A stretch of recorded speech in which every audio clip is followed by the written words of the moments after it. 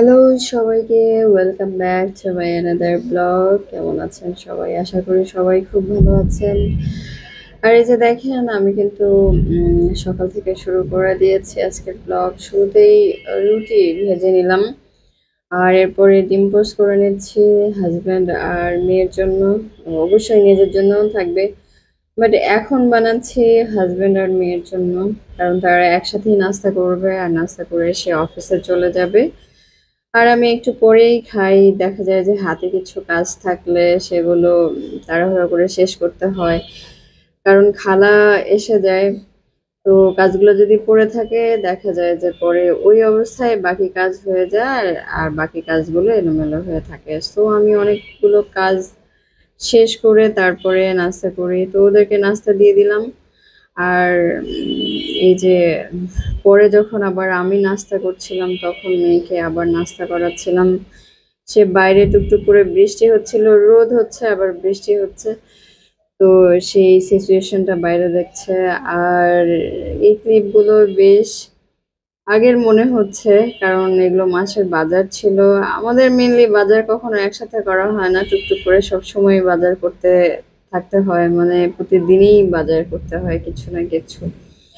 তো এখানে পেঁয়াজ, আলু, রসুন, আদা, তারপরে মাংস, তারপর গুঁড়া মশলা এগুলো ছিল। মেনলি মাছের আদা রসুন বাটবো, তো অল্প কিছু আদা রসুন ছিল। আর বাকি আদা রসুন আনতে বলছিলাম, যে আনলে একসঙ্গে তারপরে মাছের জন্য বেটে রাখতে পারবো। এই জন্য একটু বেশি করে নিয়ে এসেছে। আর এগুলো আমি প্যাকেট খুলে খুলে দেখছিলাম যে কি কি আছে আর কোন প্যাকেটে কি আছে। তো এগুলো আমি খুলে খুলে দেখছিলাম আর জায়গা মতো রাখছিলাম। যদিও বা বাসায় আলু ছিল, আমি নিয়ে এসেছিলাম আগের দিনই। পরে আবার দেখি যে আলু নিয়ে এসেছে 4-5 কেজির মতো। যে বাসায় আলু ছাড়া তো এমন কিছু নাই যে আলু ছাড়া কোনো সবজি, মাছ, মাংস রান্না হয়।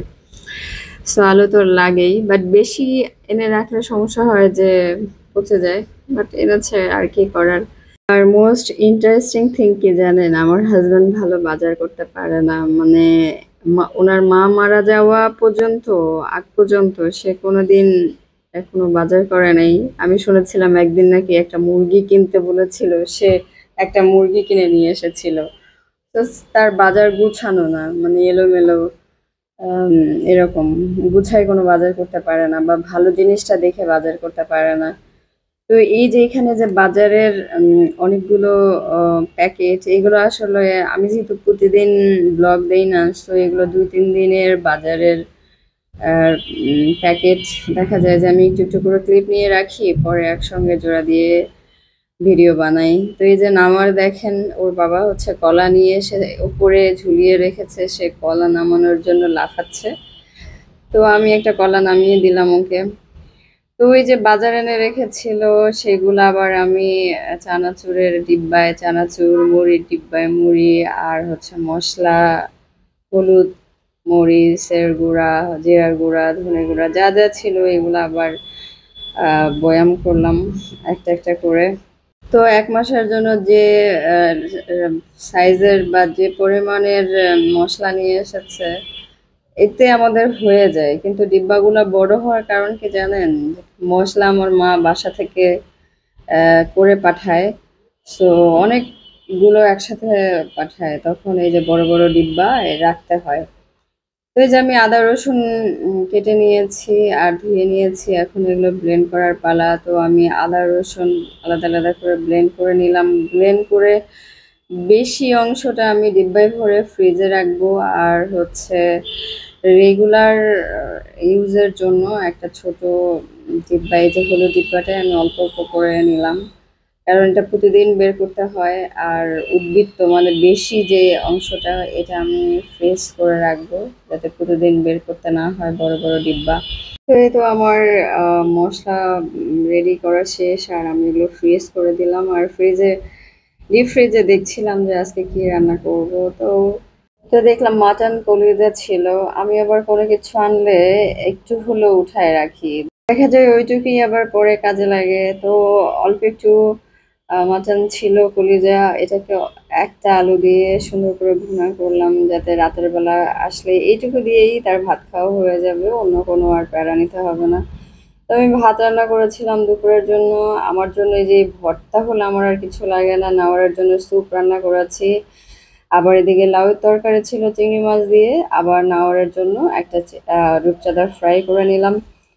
তো এই সবার জন্য একটা দুইটা করে আইটেম রান্না করে করে দুপুর মোটামুটি রেডি হয়ে গেল। তারপরে নাওয়ারকে তো ফ্রেশ করিয়ে দিয়েছি, দুপুরে টাইম হয়ে গিয়েছিল। আর এরপর ওকে খাওয়ানোর জন্য বসিয়েছি। আমি আসলে যা রান্না করি সবই নেই, যে দেখি ও কোনটা খায়। অনেক সময় হালকা ঝাল থাকলেও ও ভালো টেস্ট লাগলে খায়, আবার দেখা যায় যে কোনো তরকারিই খায় না। সো এখানে মাটন লিভারটাও খায় নাই, কিন্তু ফিশ ফ্রাই আর অন্য যা তরকারি ছিল সেটা সুন্দর মতো খেয়ে নিয়েছে। আর আমার দিনের অধিকাংশ একটা সময় ওকে খাওয়াতেই ব্যস্ত চলে যায়।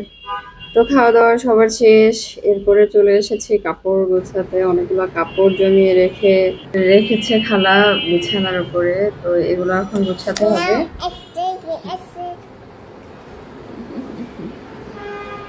তোমার কি বাবুরা ঘুমায়? বাবুরা ঘুমাচ্ছে তোমার? আদর করে দাও বাবুদেরকে। ওফ ওফ, কতগুলো বাবু! বাহ! দেখেন, ও আমাকে চুপ করতে বলছে, মানে কথা বলতে নিষেধ করছে, যাতে ওর বাবুদের ডিস্টার্ব না হয়। আমি এসে দেখি যে ও বিছানার উপরে বাবুদেরকে শুইয়ে কাঁথা দিয়ে ঢেকে দিয়েছে, কারণ ওরা ঘুমাচ্ছে। আমি দেখে এত মজা পেলাম অনেকটা সময়ে। আর এটা নিয়েই থাকলাম, মানে আমি কাপড় গোছাচ্ছিলাম আর ও এই বাবুদের সাথে শুলো, বাবুদেরকে আদর করে দিল। মানে ও যেভাবে ঘুমায় ও সেটা রিক্রিয়েট করাচ্ছে। তো ওর বাচ্চাদের সঙ্গে ওর খেলাধুলা দেখতে দেখতে আমার অলমোস্ট কাপড় গোছানো শেষ। আর এক রুমে নিয়ে এসে কাপড় রাখে, আর 4 রুমে কাপড় জায়গা মতো রাখতে হয়। কোনো ড্রয়ারে প্যান্ট, কোনো ড্রয়ারে শার্ট, কোনো ড্রয়ারে আমার কাপড়, কোনো ড্রয়ারে বেডশিট, কাঁথা। কোনো রুমের আলমারিতে আমার ড্রেস, কোনো রুমের আলমারিতে নাওয়ারের ড্রেস, নাওয়ারের বাবুদের ড্রেস। তো এই কাজ শেষ করে সন্ধ্যায় চলে আসলাম আবারও চা বানাতে, আর সাথে আবার স্যুপ রান্না করলাম। আর এই যে মুড়ি নিয়ে এসেছে, মুড়ি আমি ডিব্বায় রেখে দিচ্ছিলাম, কিন্তু আমার হাজব্যান্ড ওই সময় বাসায় ছিল। সে বলল, দাঁড়াও আমি মুড়িটাকে ছেড়ে দিচ্ছি, না হলে পরে এই যে বালু সহ থাকে আর নাওয়ার খেয়ে নেয়। তো এই তো প্রতিদিনের নাস্তা, যেদিন বাসায় থাকে সেদিন তো নাস্তা বানিয়ে দিতেই হয়। আর আমি একলা থাকলে তো কিছুই খাই না, শুয়ে বসে থাকতেই পছন্দ করি। তো এই যে আবারও পিৎজা নিয়ে এসেছে, আর আমি পিৎজা এটা নাওয়ারকে দিচ্ছিলাম, আর সাথে আমিও খাচ্ছিলাম। আসলে সে বাইরে বিভিন্ন বায়ারদের সাথে বিভিন্ন রেস্টুরেন্টে খাওয়া দাওয়া করে, তো আসার সময় আমাদের কথা চিন্তা করেও কিছু কিছু জিনিস নিয়ে আসে, তার মেয়ে খেতে চায়। এখন বলবেন এগুলো তো স্বাস্থ্যকর নয়। ভাই, স্বাস্থ্যকর কোনো কিছুই নেই। ভাত পানি বাতাস থেকে শুরু করে কোনো কিছুই স্বাস্থ্যকর না। আর যেহেতু আমার বাচ্চা, আমি খুব ভালোভাবেই জানি যে তাকে কিভাবে স্বাস্থ্যকর উপায়ে মানুষ করতে হবে, ইনশাল্লাহ। সো সবাই দোয়া রাখবেন। তো এটা হচ্ছে আরেক দিনের ক্লিপ। এই যে একটু আগেই বললাম আমার হাজবেন্ড বিভিন্ন বায়ারদের সাথে তারা মিট করতে হয়, সো তারা ডিনার করে, লাঞ্চ করে। সো সেগুলোর কিছু কিছু ক্লিপ আমাকে পাঠায়, বলে তোমার ভিডিওতে দেখাবা। তো আমারও সুবিধা হয়, আমারও ভিডিও রেডি হয়ে যায়, কিছু ফ্রি ক্লিপ পেয়ে যাই আমি। সো এই যে তারা মেবি চাইনিজ খেয়েছিল আর আমাকে ভিডিও পাঠিয়েছে। আর সে যেহেতু বলে যে আমার ভিডিও তোমার ভিডিওতে অ্যাড করে দিবা, আমার খুব ভালো লাগবে, তাই আমিও দিই, আমারও ভালো লাগে। তো সে এই ডিনারটা যেদিন করেছিল সেদিন আবার খাবার খেয়ে আমার জন্য পার্সেল নিয়ে এসেছিল, মেনলি আমার আর নাওয়ারের জন্য। তো এটা সন্ধ্যার পরে আবার অন্য একদিনের। এই তো নাওয়ারকে আমি ফল ফ্রুটস কেটে দিয়েছি, অ্যাপেল, ড্রাগন, মালটা। দেশি মালটা এটাও খেতে চায় না, আর ড্রাগনও খেতে চায় না, বাট এগুলো আমি খাই। আর সেই যে সাগরের মন ভোলানো দৃশ্য। কত বছর হয়ে গেল সাগর দেখা হয় না। খুব মন চায় যে সাগরের তীর ঘেঁষে সাদা একটা শাড়ি পরে হাঁটতে থাকি সেই দূর নীলিমায়, যেখানে কেউ আমাকে আর খুঁজে পাবে না। বাট কি জানি, যাওয়াই হয় না নানা ব্যস্ততায়। হয় আমি ব্যস্ত থাকি, নয় সে ব্যস্ত থাকে। তো যাই হোক, এই ছিল আজকের ভিডিও।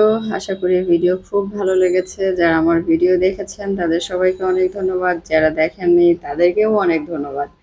যারা ফেসবুক থেকে দেখেন তারা অবশ্যই ফলো করবেন, আর যারা ইউটিউব থেকে দেখেন অবশ্যই সাবস্ক্রাইব